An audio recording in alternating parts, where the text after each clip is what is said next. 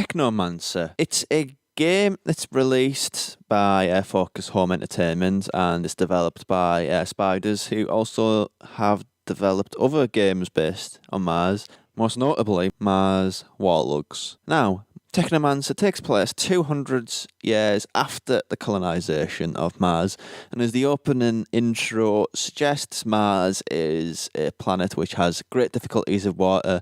There's all sorts of aspects of society. There are people who live on the surface who are, if they're subject to the harsh sunlight of the Mars surface, they are mutated. And if you go deeper under the surface, there's more layers of society. There are cities, there are cultures under there, and you play Zachariah.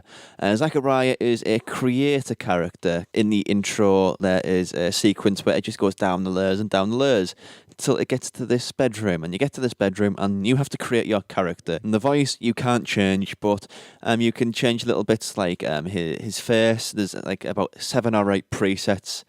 Haircuts about the same, eye colour, little aesthetic details like that. And from the off, that isn't a great creator character. In fact, it may actually be one of the worst. Harsh words indeed, but you can just call it how it presents itself, really.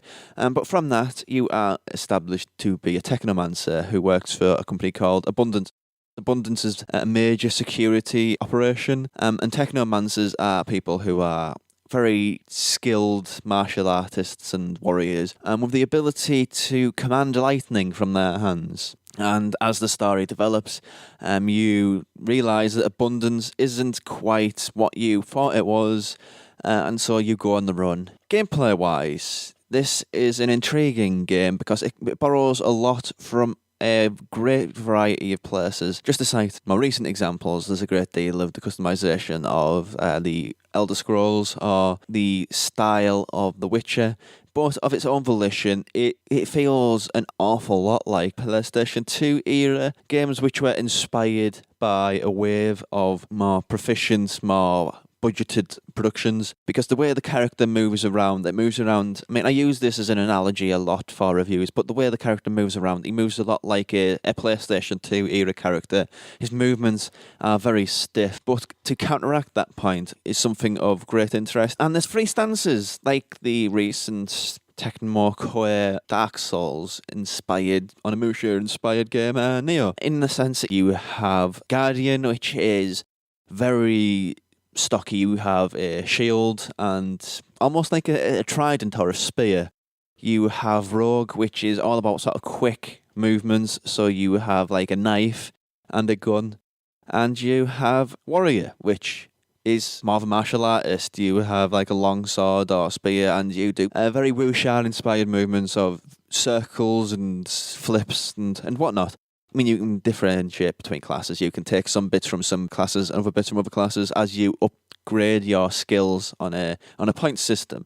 And the other aspect of that point system to one side, which is affects any class that you decide to specialise in, is a Technomancer, which you can upgrade in every single way. It's not the most in-depth of treeing skill systems, but the fact that it has a degree of choice in what you develop your character as is particularly interesting. The world design is, again, going back to that PlayStation 2 era thing, it's incredibly Spartan.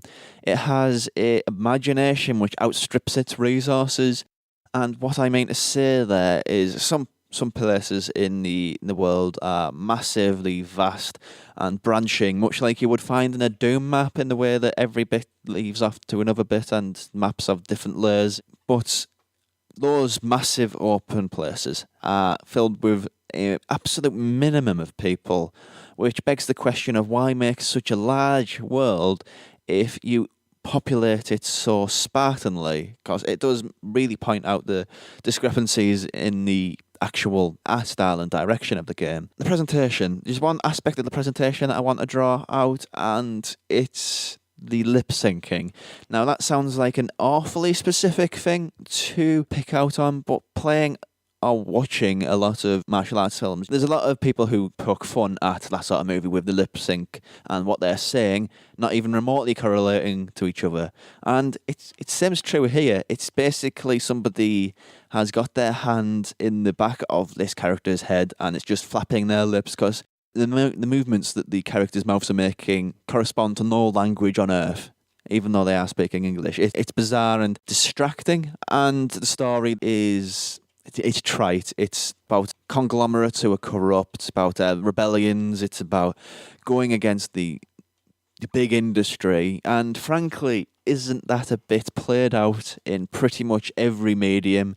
So to get engaged with that story, it's a bit too much of an ask. But it does have interesting things, like I say, the different, not so much classes, but the different stances that you can do adds a degree of strategy. There is interesting crafting system when it comes to what you can wear as a character. There are little bits where you have like subordinates, so you can have like a slight team aspect.